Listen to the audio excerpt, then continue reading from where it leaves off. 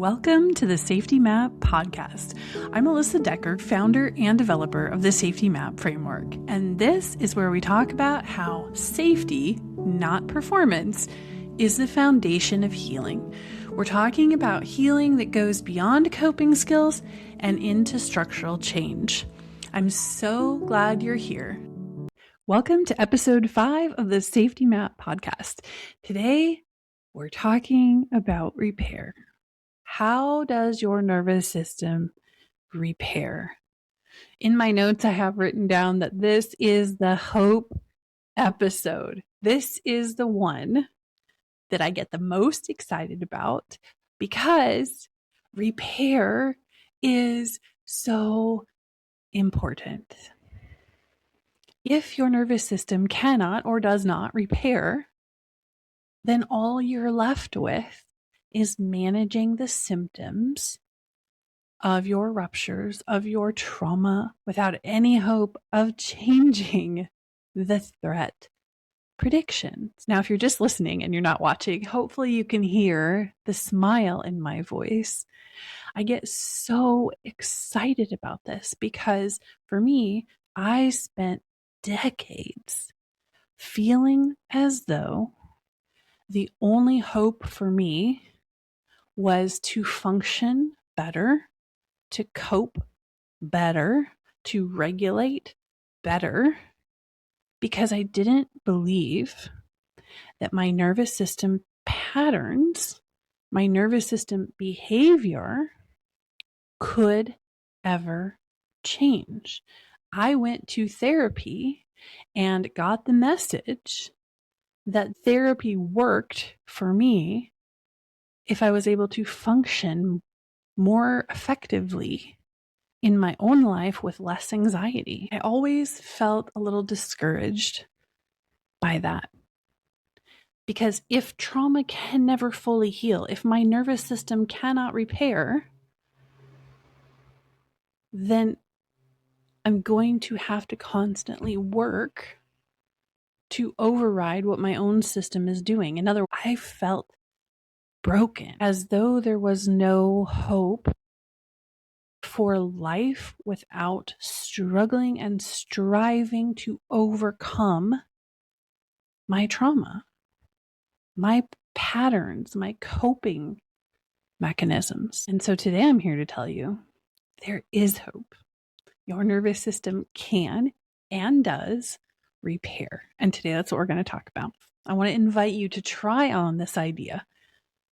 What if the goal is not to manage your symptoms of trauma or your patterns of behavior? What if the goal is to no longer need them? Now, a couple of weeks ago, we talked about how your system is constantly scanning for threats and how it organizes your behavior to keep you as safe as possible, especially when there has been something that happened, what we call a rupture, where your system experienced something damaging or dangerous and it was unable to fully protect you from that thing, right? After that moment, from that moment on, everything your system has done, every pattern of behavior has been designed to prevent a recurrence of that event. Most of what we're taught in therapy, on social media, in books, in podcasts, everywhere, is how to cope better, to regulate faster, to control our reactions. And your system is not designed for lifelong management. It's designed for repair. This is why management feels so exhausting and so expensive, because it's meant to be a temporary response to protect you in the interim before repair happens. Your system is designed to repair. Most of us, however, live every day in system management. We calm ourselves down. We override our reactions. We keep trying to do better, to be better, to say better, to respond better. And the pattern keeps repeating. No matter how much effort, no matter how much learning, no matter what we do, we still feel stuck. That is not a failure. What's happening in those moments is that your system still believes the pattern is necessary for your safety. Hey, Alyssa here. Thanks for joining me for another episode of the Safety Map podcast. If you are enjoying this content, if you're learning something here, or even just identifying with what we've been talking about, please take a moment to subscribe or follow on whatever platform you're currently listening in on. This really helps other people find the content, and it makes sure that you don't miss a single upcoming episode. Thank you so much. Now back to today's episode. It is repeating the pattern because it believes that the pattern is what is keeping you safe.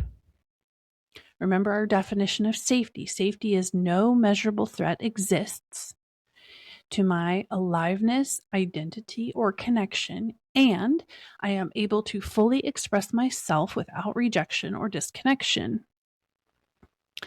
Your body will not let go of the patterns it is using to protect your aliveness, connection, or identity until it believes that you no longer need those patterns to keep you safe. You don't have a behavior problem. You don't have a pattern problem. You have a system, a nervous system, that has not had a chance to repair yet. When we create the right conditions for your system to be able to repair, it will. Your body knows how to do this. Just like your body knows how to heal a broken arm, assuming it's correctly set, assuming that the conditions around the wound are correct, are right for healing, your body knows how to mend that bone. And your nervous system knows how to heal when the conditions are right. Okay? So what are we healing? Let's go back just a second to talking about ruptures. A rupture is an experience that you had where your system could not fully defend against injury or harm. This is not just trauma in the big T sense, the things that we all associate with trauma. This can be things like repeated emotional overwhelm, not being heard, not being seen, unpredictability in relationships, feeling unsafe in a relationship, even if there's no physical harm happening. It can be neglect. It can be abandonment. It can be betrayal. It can be any number of things that happen to all of us at different periods throughout our lives. And many times, many times, the rupture that is triggering the threat prediction, that is enforcing the patterns that we're trying to get rid of, isn't even the big T trauma that we're aware of. Oftentimes, it is these little T traumas, the death of 1,000 paper cuts, so to speak, that our body is defending against. And when a rupture occurs, then your system begins to adapt, to behave differently in order to prevent a recurrence. Sometimes we might do a bunch of work, learn a bunch of things, start new habits, and we might believe or feel as though we're healed. And then a month later or 6 months later or a year later, we find ourselves back in that same pattern. That's because your body adapted without actually repairing the reason for the pattern. The patterns persist because your body's asking, is this still dangerous? How much response is required and what response is required to make sure we're safe next time? Repair does not happen when you understand something, when you talk about it, when you try to work through it, when you try hard enough. Repair does not happen because of insight. I have a 5-year-old daughter, and she is currently in her, what I call her princess unicorn fairy stage. And she is absolutely convinced at the moment that unicorns are real. She has unicorn dresses, unicorn hair bows, and everywhere we drive, she is constantly looking for the elusive unicorn. And I have made the ill-advised move on more than one occasion of trying to gently introduce her to the idea that unicorns may not actually exist. And when I do that, she looks at me like, Mom, I cannot believe that you are stupid enough to say something like that. Or if she's in a little more of a humoring mood, she might look at me and go, Mom, I know unicorns are real because there was glitter under our craft table. Now, if you're anything like me, you're probably thinking, well, there's a lot of other more reasonable explanations as to why glitter was under the craft table, right? But your nervous system is kind of similar. It's not stupid. It's not resistant. It just firmly believes that this protective pattern is keeping you safe, and therefore it would be unsafe to release that pattern. In other words, you can tell your system, this is no longer necessary, and your system will look at you and be like, cool, nice story, and we're still doing this because I don't have any evidence, any proof that something else could be safer than this. Repair happens when your system crosses a threshold of safety and becomes open to new information. In the case of my daughter, there will probably come a point or a moment when something kind of clicks in her mind and she goes, wait a minute. Maybe it's possible that unicorns don't really exist, right? There will probably come a moment when she is 6 or 7 where she looks at me and says, Mom, are unicorns real? Or, Mom, what did you mean when you said unicorns aren't real? That moment is when her system is open to updating its belief. Same thing is true of your nervous system. When it is safe enough, your system will open, your safety map will open, and allow the information to update. Allow the map to rewrite. When repair happens, your safety map updates its threat predictions based on that new information. And when the safety map updates its predictions, those patterns are no longer necessary. The responses stop firing automatically. The patterns release. You no longer feel stuck, and you don't have to force it. You no longer have to override your body's protective mechanisms to calm down, because a safe body will calm all on its own.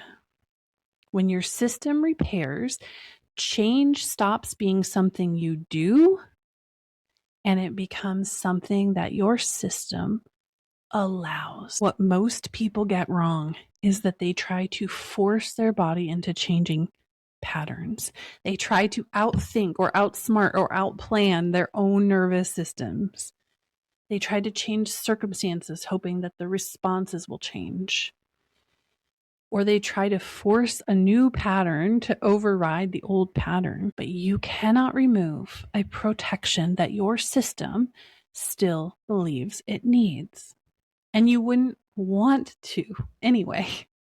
Imagine your child running into the middle of the road, and you run out after your child screaming and yelling, and you pull your child back to the sidewalk. You are going to do that. You're going to have that get out of the street response, whether or not you see a car approaching. Why? Because you know that your child, your 2 or 3-year-old standing in the middle of the street, is not safe. Whether a car is 5 feet away or out of sight, you still are aware that that situation is unsafe for your child. And so you're going to have a big response, and you're going to pull your child back to safety, whether or not your little 3-year-old appreciates that action. The same is true of your nervous system. Sometimes we feel like the danger is not imminent, but my system won't get the message. It's still responding as though the threat is right around the corner. Why? Because your system sees that little 3-year-old standing in the middle of the road, and it screams danger, whether or not there is a car coming. So your map opens in the presence of safety, New information can then be introduced and your system can recalculate, right? It's a recalibration from standing in the middle of the road is dangerous to if there are no cars in sight, it might be safe to cross the road. You're not stuck because you're not trying hard enough, and you're not stuck because your system is broken. You're stuck because your system has not yet experienced the conditions that make repair possible. And when it does, the things that you have been fighting so hard to change will begin to shift all on their own. Not because you forced them, but because those patterns and behaviors are no longer necessary. Now, if this resonates, I invite you to download my free PDF guide, Calm is Not the Same as Safety. In it, I break down what safety feels like, what calm feels like in your body, how we can be calm and not be safe, but how calm follows when safety is present.